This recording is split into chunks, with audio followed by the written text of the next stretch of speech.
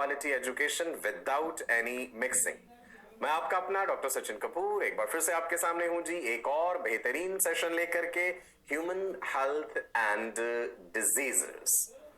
पिछले सेशन में एंटीबॉडीज के बारे में पढ़ा था।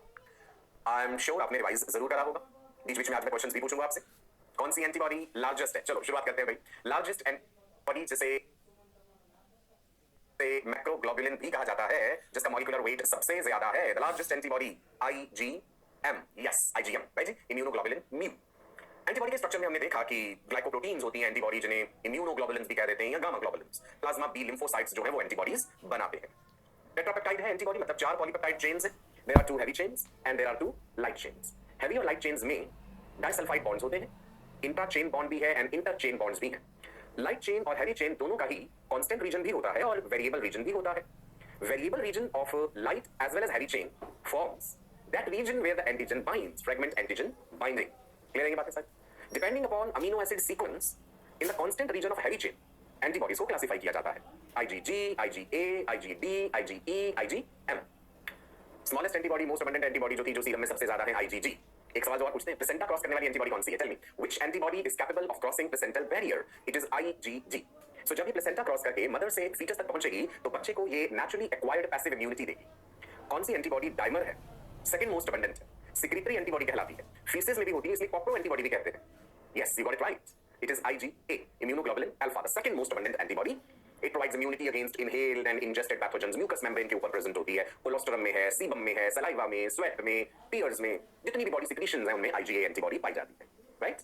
इसके अलावा मैंने primary immune response, secondary immune response के बारे में भी आपको बताया था। मोनोक्लोनल एंटीबॉडीज बताई थी। Do you remember that technology जिससे मोनोक्लोनल एंटीबॉडीज बनाई जाती हैं? Hybridoma technology.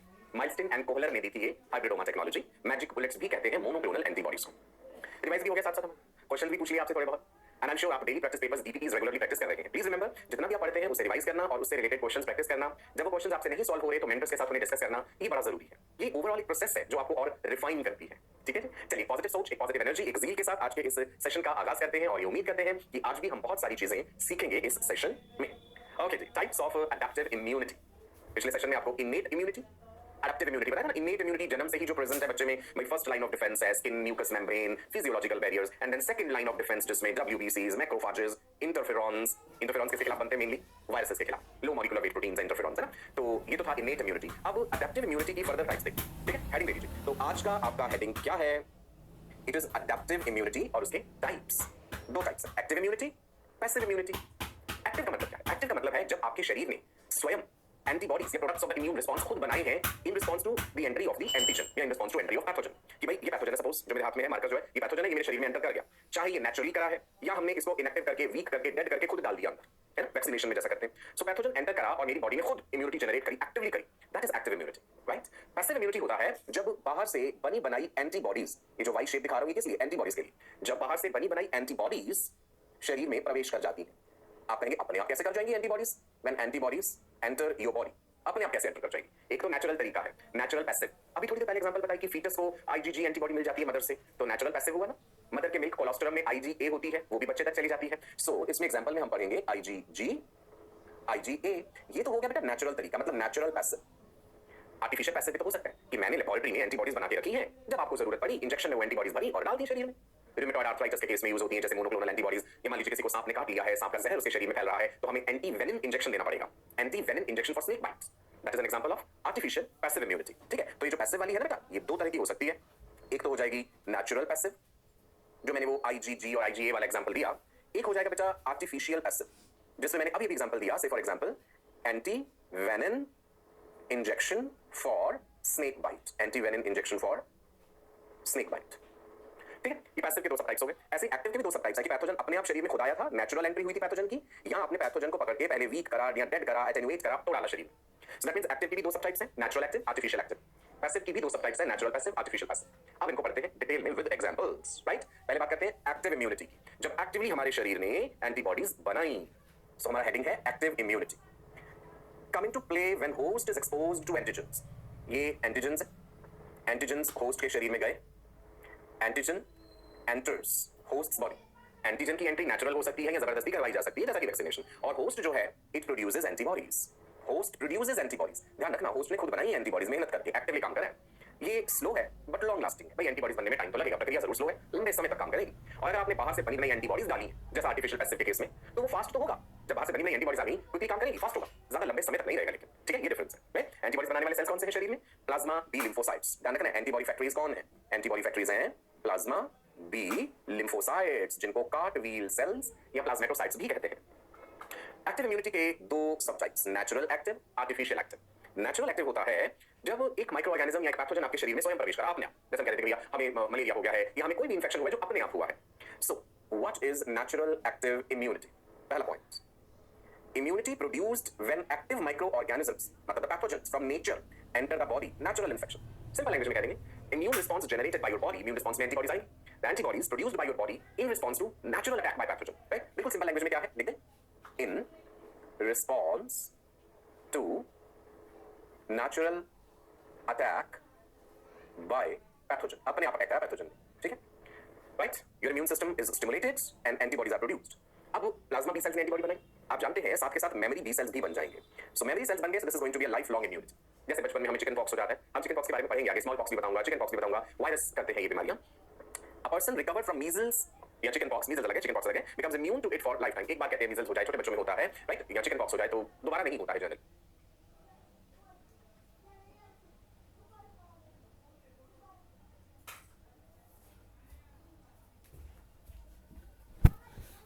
केसेस में हो भी जाता है दोबारा, ठीक है, लेकिन मैक्सिमम केसेस में ऐसा नहीं होता क्योंकि शरीर के पास वो इम्यूनिटी बहुत लंबे समय तक रहती है, लाइफ लॉन्ग है वो इम्यूनिटी ना। That is natural active immunity. शरीर ने खुद इम्यून रिस्पांस जनरेट करा जब बाहर से एक पैथोजन अपने आप नेचुरली प्रवेश करा। भाई हम ये भी तो कर सकते हैं कि पैथोजन को पकड़ा, उसे वीक कर दिया, कमजोर कर दिया, फॉर्मेलिन से ट्रीट कर दिया, हीट किल कर दिया और उसे शरीर में डाल दिया। क्यों? ताकि बॉडी पहले से ही इम्यून रिस्पांस बना के रखे, एंटीबॉडीज पहले से तैयार रहे, मेमोरी सेल्स बन जाए, ताकि फ्यूचर में कभी अपने आप को पैथोजन नेचुरली एंटर करा तो हमारी बॉडी पहले से ही तैयार हो उससे फाइट करने के लिए। यही तो बेसिक प्रिंसिपल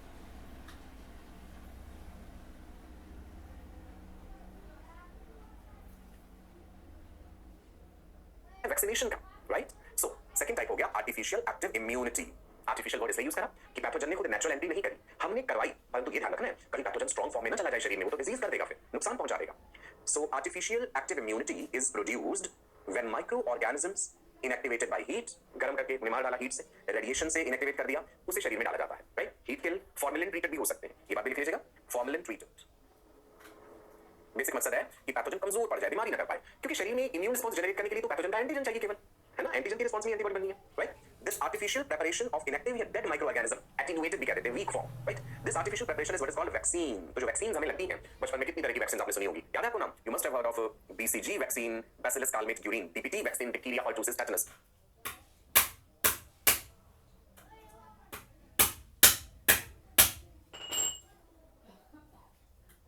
इसके अलावा पोलियो ड्रॉप्स भी होते हैं ना, oral polio vaccine, right? TT vaccine tetanus के लिए भी है, टेटनस का वैक्सीन जो टेटनस टॉक्सॉइड कहते हैं उसे, इनएक्टिव टॉक्सिन है। सो देख पा रहे हैं यहाँ पे वैक्सीनेशन हो रहा है, और ऐसे ही कोरोना के लिए आपने वैक्सीन का नाम सुना है, there is O vaccine, there is Covishield vaccine, Sputnik vaccine, right? So vaccine में बेसिकली पैथोजन का वीक फॉर्म, डेड फॉर्म या फिर पैथोजन का स्पेसिफिक एंटीजन भी हो सकता है। कई तरह की वैक्सीन होती हैं, first generation vaccine, second generation vaccine, third generation vaccine, right? So vaccination समझ लीजिए एक बार फिर से, ठीक है? डर तो नहीं लगता किसी को वैक्सीनेशन से? ओके, सो वैक्सीन्स जो होती हैं, these are made up of dead या alive, हो सकता है alive जिंदा, but attenuated, attenuated का मतलब है कमजोर कर दिया उसे, artificially weakened pathogen, वो बीमारी नहीं कर पाएगा, ओके? या फिर वैक्सीन में टॉक्सॉइड्स हो सकते हैं, टॉक्सॉइड्स consisting of microbial components, उस पैथोजन का सिलेक्टेड हिस्सा कंपोनेंट ले लिया, या फिर उसके द्वारा प्रोड्यूस किया गया टॉक्सिन हो सकता है, इनएक्टिव,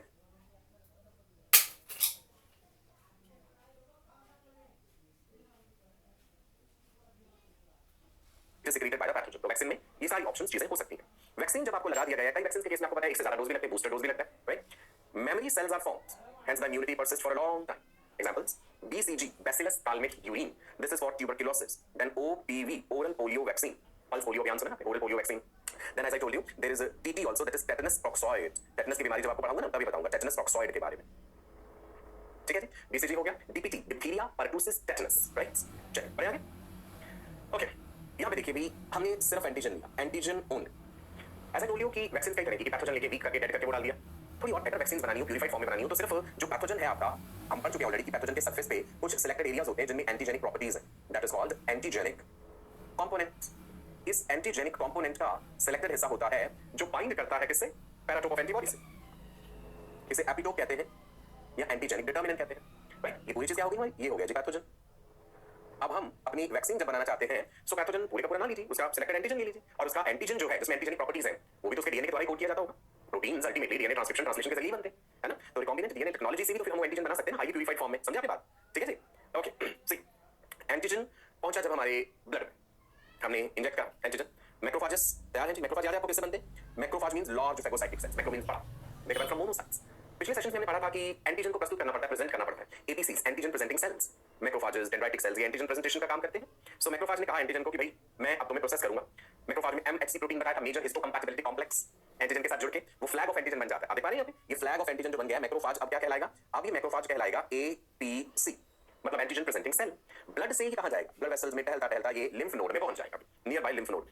लिम्फ नोड में जब ये पहुंचेगा वहां पे इसे मिलेंगे कौन? इसे मिलेंगे वहां पे नेव टी सेल्स। नेव मतलब अनाड़ी, बेचारे बिल्कुल भोले भाले जिन्होंने कुछ नहीं देखा है। नेव टी सेल्स जो है फिर वो हेल्पर टी सेल्स बना देंगे, राइट। दिखा आपको ये macrophage which is carrying the flag of antigen यानी एंटीजन प्रेजेंटिंग सेल, ये था जी हमारा हेल्पर टी सेल, ये बन गया टीएच भी लिख दिया, CD4 सेल भी कहते हैं। ये हेल्पर टी सेल्स दो काम करते हैं, आपको दो काम याद है? Helper T cells they help plasma B cells in producing antibodies and helper T cells जो है they also help killer T cells to produce perforins. याद है कि बात? Very good. So helper T cells ने कहा प्लाज्मा बी सेल्स को कि भाई तुम एंटीबॉडीज बनाओ और साथ के साथ मेमोरी बी सेल्स भी बन जाएंगे, राइट। यही तो पर्पस था मेमोरी बी सेल्स बनाने का। पर्पस मेन तो यही हुआ ना हमारा कि एंटीजन गया भाई उसके खिलाफ मेमोरी सेल्स बना के रख लो, ताकि जब कभी फ्यूचर में पैथोजन ने हमला करा, लिखा ना अटैक ऑफ पैथोजन, जब सेकेंडरी रिस्पांस होना है तो पहले से मेमोरी सेल्स तैयार हो गए कि हां भाई आ जाओ तुम, हम तो पहले से तैयार है तुमसे फाइट करने के लिए, राइट। सो मेमोरी बी सेल्स जो है फिर प्लाज्मा बी सेल में परिवर्तित होंगी एंड देन एंटीबॉडीज प्रोड्यूस होंगी और एंटीबॉडीज अलग अलग तरीके से एंटीजन से फाइट करती हैं। न्यूट्रलाइजेशन, precipitation, opsonization, agglutination, अब हायर क्लासेस में पढ़ेंगे that how antibodies they fight with the antigen. Neutralization तो मैंने आपको बताई थी बात कि जो टॉक्सिन्स हैं उन्हें न्यूट्रलाइज कर देती हैं। Certain antibodies they cause neutralisation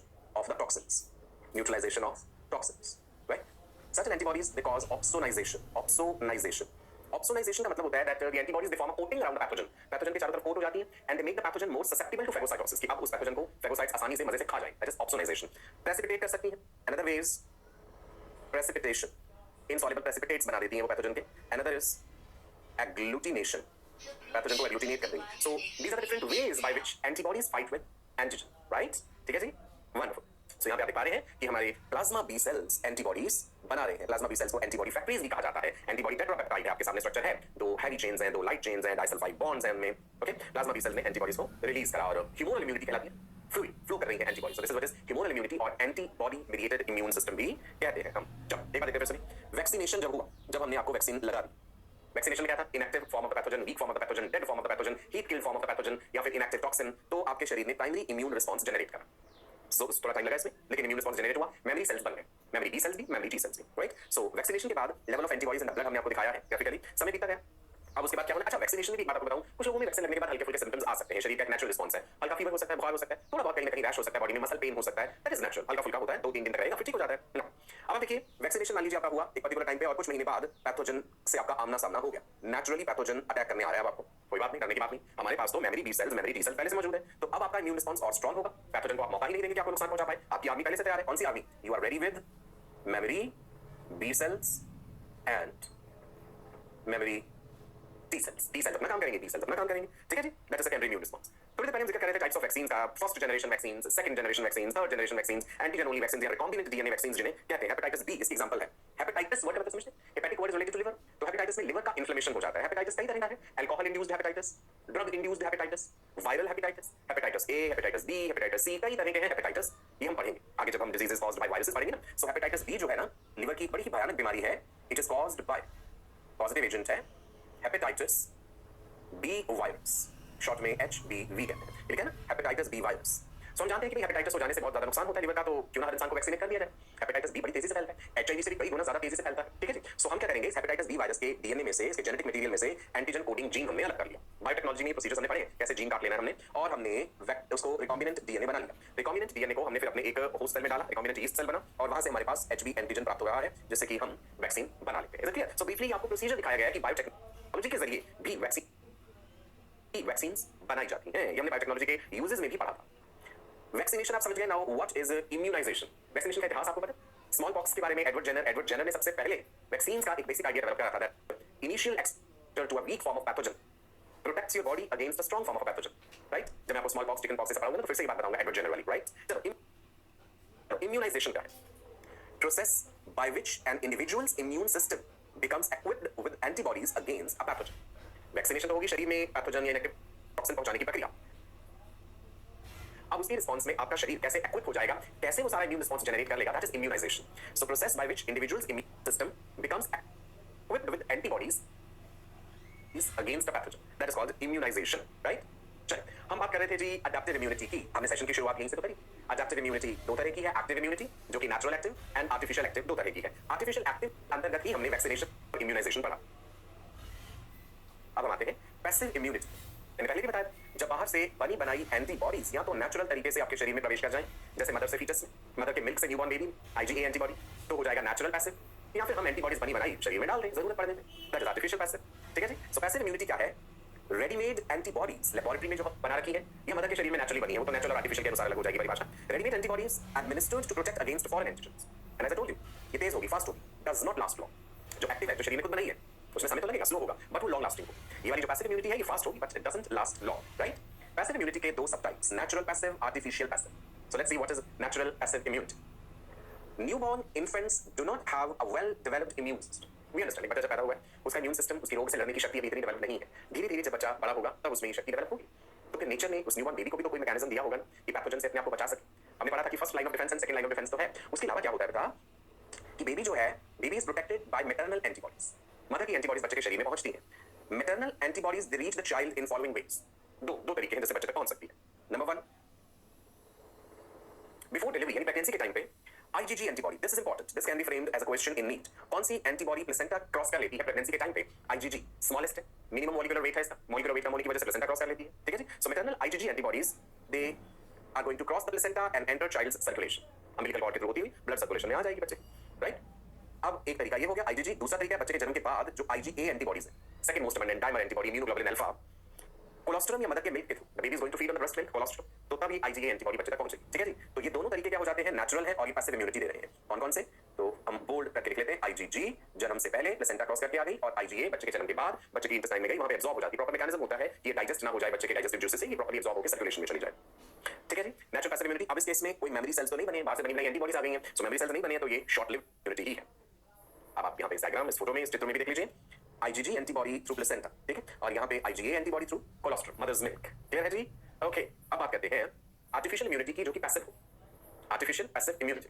अब पैसिव इम्यूनिटी में क्या था, बाहर से बनी बनाई बहुत एंटीबॉडीज आती है शरीर में, नेचुरल वाला तो हमने पढ़ लिया, अपने आप जो आर्टिफिशियल में क्या है कि हम खुद डालेंगे एंटीबॉडीज। कब डालेंगे? जब जरूरत पड़ी। कब जरूरत पड़ सकती है? जब कोई बीमारी के होने के संकेत हो, कोई लक्षण मिले, मान लीजिए जैसे किसी को सांप ने काट लिया है ना, सांप का जहर जो है न्यूरोटॉक्सिन भी होता है, हेमोटॉक्सिन भी होता है, जैसे कोबरा है, नाजा कोबरा बहुत ही जहरीला सांप, इसका वेनम जो है न्यूरोटॉक्सिन है, it affects the brain and the spinal cord, तो बड़ी जल्दी डेथ हो जाती है, राइट। सो हम क्या करेंगे कि भाई हमारे पास एंटी वेनम इंजेक्शन है ऑलरेडी अवेलेबल, हमने बना रखे लैब में, right. So anti venom injection फटाफट इंजेक्ट कर दें। या फिर किसी में टेटनस के कोई लक्षण आपको नजर आए तो ATS, anti tetanus serum, diphtheria के लिए anti diphtheria serum, anti gas gangrene serum, ऐसी बहुत सारी एंटीबॉडीज जो है जो अवेलेबल है हमारे पास। प्री मेड एंटीबॉडी एडमिनिस्ट्रेशन, ठीक है ना, यहाँ पे पढ़ो, what is this? Pre made, पहले से बनी हुई एंटीबॉडीज जब डाली जा रही है, ओके, डर तो नहीं आता इंजेक्शन से। That is the passive immunity. Now, so ध्यान से, a person suffers from severe disease when his immune system is not producing antibodies for that particular disease. किसी बीमारी का पैथोजन आया, खुद का इम्यून सिस्टम इतनी तेजी से एफिशिएंटली काम नहीं कर पा रहा किसी भी वजह से, तो जरूरत पड़ जाएगी ना बाहर से एंटीबॉडीज देने की। So the external antibodies are given in the form of anti-serum. Important. Externally जो एंटीबॉडीज दे रहे हैं in the form of anti-serum दे रहे हैं। Anti-serum contains antibodies against a particular disease. Right? Anti-serum के अंदर एंटीबॉडीज है, बनी बनाई, और वो एंटीबॉडीज बनानी कैसे? इंसानों से भी बनाते हैं, बाकी जानवरों से भी बनाते हैं, ठीक। अब तो बायोटेक्नोलॉजी के जरिए, हाइब्रिडोमा टेक्नोलॉजी जो मैंने जिक्र करा था, मोनोक्लोनल एंटीबॉडीज भी बनती है उससे। पहले टाइम पे क्या होता था कि जो हॉर्सेस होते हैं, हॉर्स की इम्यूनिटी थोड़ी नेचुरली स्ट्रांग होती है, तो हम क्या करते थे कि हॉर्स के शरीर में हमने एक पर्टिकुलर डिजीज के लिए पैथोजन डाला, इतना स्ट्रांग नहीं डाला हमने कि हॉर्स को बीमारी ना हो जाए। सो हॉर्स के शरीर में इम्यून रिस्पांस जनरेट होगा, एंटीबॉडीज बनेगी, फिर हमने एक certain amount of horse blood निकाल लिया, उसको प्रोसेस करा लेबोरेटरी में, उससे वो एंटीबॉडीज सेपरेट कर ली, तो इस तरह से हम एंटीबॉडीज बना लेते थे। अब हमारे पास और भी तरीके हैं एंटीबॉडीज बनाने के लेबोरेटरी में। Following are the examples of anti serum. क्या एग्जांपल्स हैं इस तरह की एंटीबॉडीज? एंटी रेबीज सीरम, रेबीज आप जानते हैं, रैबिड एनिमल के काटने से रेबीज वायरस जो शरीर में आ जाता है, रैबिड एनिमल डॉग्स हो सकते हैं, कैट हो सकती हैं, मंकीज हो सकते हैं, सुअर हो सकते हैं, रेबीज के बारे में भी पढ़ेंगे detail. Anti tetanus serum, that is ATS। So anti tetanus serum artificial passive immunity दे रहा है। जब टेटनस टॉक्सॉइड डाला जाता है तो एक्टिव इम्यूनिटी देता है। टेटनस के लिए पहले बताई थी ना TT, tetanus toxoid, that gives you active immunity, artificial active tetanus toxoid. शरीर में इनएक्टिव टॉक्सिन डाला गया, शरीर ने खुद इम्यून रिस्पांस जनरेट करा, तो ये एक्टिव इम्यूनिटी हुई, ठीक है। जब एंटी टेटनस सीरम देते हैं, ये पैसिव इम्यूनिटी है, आर्टिफिशियल पैसिव, बाहर से बनी बनाई एंटीबॉडीज डाली जा रही है। ऐसे ही एंटी डिप्थीरिया सीरम है, डिप्थीरिया, कॉर्नी बैक्टीरियम, डिप्थीरिया एक बैक्टीरिया है जो ये डिजीज करता है, हिंदी में गल O2 भी कहते हैं डिप्थीरिया को। There is formation of a pseudo membrane in the throat and there is choking of the throat. Diphtheria 100% fatal है। डिप्थीरिया के लिए वैक्सीन बताया था बचपन में, DPT, diphtheria pertussis tetanus vaccine. मान लो फिर भी किसी कारण से वैक्सीन लगा होने के बावजूद भी किसी बच्चे में डिप्थीरिया के लक्षण आ जाए, so the life can be saved if anti diphtheria serum is given to the child within few hours of the appearance of symptoms, within 48 hours अगर हम दे दें। ऐसे एंटी गैस गैंग्रीन सीरम है, anti venom against the snake bite, जैसे anti venom injection भी कहते हैं। क्लियर है जी? Right, that is artificial passive immunity. So एक बार इम्यूनिटी को लेकर के जो बातें हमने पढ़ी है मैं आपको दोबारा से बता देता हूं। हमसे क्या कर रहे थे टाइप्स ऑफ इम्यूनिटी का। मैंने कहा कि भाई एक होती है एक्टिव इम्यूनिटी और एक होती है पैसिव इम्यूनिटी। एक्टिव इम्यूनिटी वो है जब बॉडी खुद एंटीबॉडीज बनाती है, इसमें समय लगता है लेकिन लॉन्ग लास्टिंग। एंटीबॉडीज किसके खिलाफ बनाएगी? एंटीजन के खिलाफ। उस एंटीजन की एंट्री हमारे शरीर में या तो नेचुरल हो सकती है, राइट, या फिर हो सकती है आर्टिफिशियल। ऐसे ही जो पैसिव इम्यूनिटी है उसमें क्या है, बाहर से बनी बनाई एंटीबॉडीज ने शरीर में प्रवेश करना है, या तो नेचुरली प्रवेश कर जाएंगी या फिर आर्टिफिशियली एंटीबॉडी जरूरत पड़ने पर डाल दी जाएगी। सिंपल। ओके, चलो आगे बढ़े। यहां भी देखिए, हमने इस पिक्चर के जरिए भी आपको समझाया है। एक्टिव इम्यूनिटी मैं अलग ले लेता हूं जी हाईलाइट करने के लिए। Active immunity natural, artificial in response to natural attack by pathogen, artificial में in response to vaccination, DPT vaccine, BCG vaccine, oral polio vaccine, hepatitis B vaccine. Passive immunity natural, जब मदर की antibodies बच्चे में आ गई। कौन सी दो antibodies? IgG through placenta, IgA through cholesterol.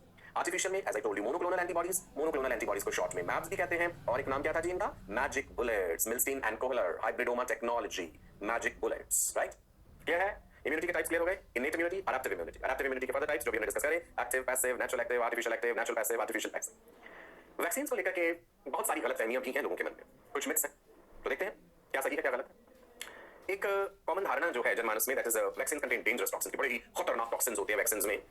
Reality क्या? some vaccines have very low levels of these toxins and they do not cause any harm. कुछ वैक्सीन ऐसी हैं जिनमें ये टॉक्सिन्स हैं परंतु उनसे कोई नुकसान नहीं होता। जब भी कोई वैक्सीन डेवलप की जाती है, पहले उसके प्रॉपर ट्रायल्स किए जाते हैं एनिमल्स पे, प्राइमेट्स पे, उसके बाद ह्यूमन ट्रायल्स होते हैं, और जब वो पूरी तरह से सेफ्टी देख ली जाती है उन वैक्सीन की, तभी वो मार्केट में अवेलेबल होती हैं आम जनता के लिए। एक और मिथ जो जुड़ा है वैक्सीन से, vaccines can infect us with the disease we are trying to prevent. कुछ लोगों का मानना है कि बिकॉज वैक्सीन के केस में हम इनएक्टिव फॉर्म ऑफ पैथोजन दे रहे हैं, तो वो पैथोजन अगर हमारे शरीर में जाके एक्टिव हो गया तो हमें वो बीमारी कर देगा। ऐसा वेरी वेरी वेरी रेयरली ही होता है। अगर वैक्सीन के बनने में या उसकी हैंडलिंग में कहीं कोई समस्या आई है, वेरी वेरी रेयर, ठीक है जी। सो एक्चुअल रियलिटी क्या है?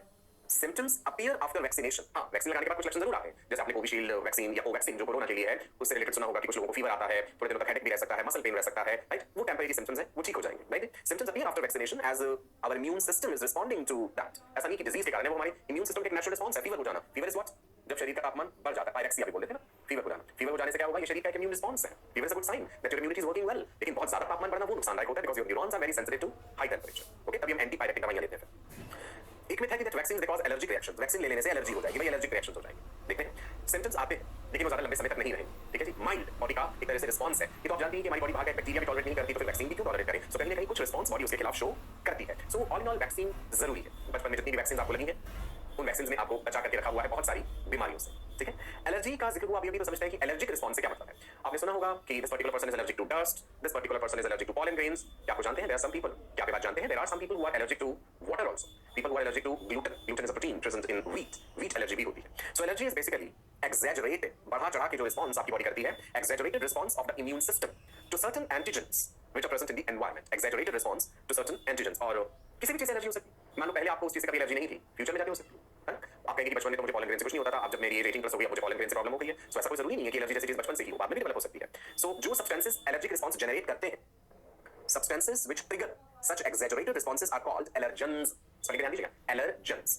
जैसे कि pollen grains, डस्ट हो सकता है कुछ लोगों के लिए, एनिमल डेंडर हो सकता है। एनिमल डेंडर समझते हैं, जैसे पेट एनिमल हमने रखे कि उनकी स्किन, उनके बाल जो उड़ते रहते हैं हवा में, स्किन टूट के गिरती है, that's animal dander. Food item से भी हो सकता है। There can be some people who are allergic to a particular type of food item. मैंने भी थोड़ी देर पहले आपको बताया था ना, व्हीट एलर्जी भी होता है, ग्लूटेन एलर्जी,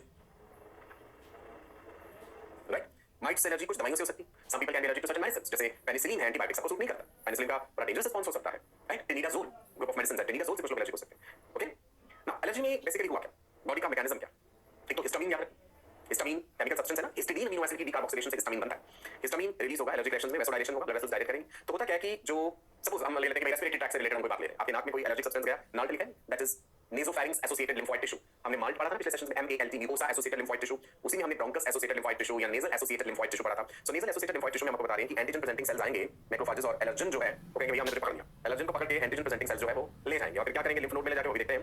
नाल का फुल फॉर्म देख लीजिए, NALT, नेजल या nasopharynx associated lymphoid tissue. It is the protective defence mechanism in your nasal mucosa. अब हमने देखा एंटीजन प्रेजेंटिंग सेल पकड़ के ले आया भाई एलर्जन को, कनेक्टिव टिश्यू को क्रॉस करता हुआ ब्लड से क्रॉस करता हुआ लिम्फ तक पहुंच गया, ठीक है। एंटीजन प्रेजेंटिंग सेल ने टी सेल्स के सामने जाकर के एलर्जन को प्रस्तुत कर दिया। टी सेल्स ने अपना काम करना शुरू कर। आप जानते हैं helper T cells, they are going to help plasma B cells to produce the antibodies, जो बेसिक मैकेनिज्म है उनका, क्लियर है, राइट। अब प्लाज्मा बी सेल्स ने कहा भाई हम एंटीबॉडी बनाने वाले सेल्स हैं, हम हो गए हैं तैयार, कहां हो तुम एलर्जन, अभी हम तुमसे फाइट करते हैं। अब एक चीज ध्यान रखना, एलर्जिक रिस्पांस के केस में मैंने बताया था कौन सी एंटीबॉडीज बनती है, IgE, immunoglobulin epsilon.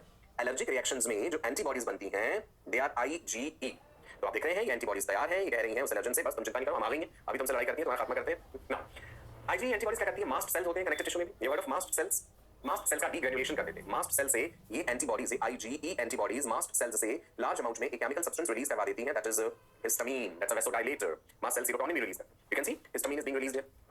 Histamine is vasodilator, it causes dilation of blood vessels. यही कारण है जहां एलर्जिक रिस्पांस होता है, रेडनेस हो जाती है, लोकल वॉर्म हो जाती है, वहां पे स्वेलिंग भी हो जाती है, हिस्टामिन है इसके लिए रिस्पांसिबल। देख रहे हैं आप, रैश अपीयर हो जाना, रैशेस हो जाना, आंखों से पानी आना, नाक से पानी बहने लगना, रनिंग नोज, स्नीजिंग, गला खराब हो सकता है, sore throat, difficulty in breathing, ये एलर्जी के मुख्य सिम्टम्स हैं। कई केसेस में सिम्टम्स बहुत भयानक भी हो सकते हैं। एनाफाइलैक्टिक शॉक कहते हैं उसे, राइट?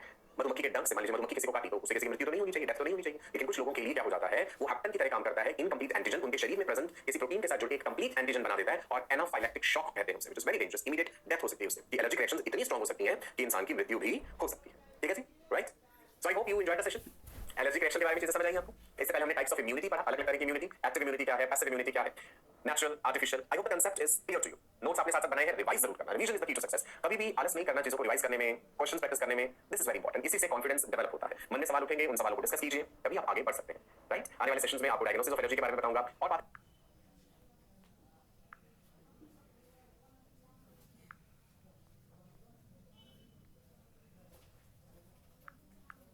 पढ़ेंगे इम्यून सिस्टम से रिलेटेड एंड ऑटो इम्यूनिटी के बारे में भी जानेंगे। हम ये भी जानेंगे ऑर्गन ट्रांसप्लांटेशन क्या है। कई बार ऐसा होता है कि ऑर्गन फेलियर हो जाने पे ऑर्गन ट्रांसप्लांटेशन की आवश्यकता पड़ती है। क्या हम किसी का ऑर्गन ही किसी में डाल सकते हैं? नहीं। इसके लिए कुछ हमें ब्लड टेस्ट करने होंगे, कुछ टिश्यू टाइपिंग, टिश्यू मैचिंग करना होगा, तभी ऑर्गन ट्रांसप्लांटेशन संभव हो पाता है। ठीक है, सो आज के लिए इतना ही। मैं आपका अपना डॉक्टर सचिन कपूर अब आपसे विदा लेता हूं। नमस्कार, bye bye, God bless you all. फिर मिलेंगे, बाय बाय।